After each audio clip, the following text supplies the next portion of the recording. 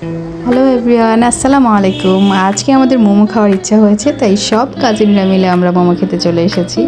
আমার মেয়েও সাথে চলে এসেছে, সেও খুব এক্সাইটেড তার খালামণিদের সাথে ঘুরতে এসে। আমার কাজিনরা এখন মোমো খাওয়ার জন্য ওয়েট করছে।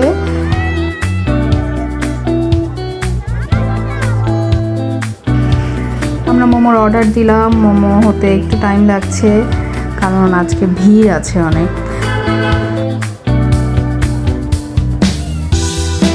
মোমো হয়ে গিয়েছে, দেখতে তো খুবই ইয়ামি লাগছে।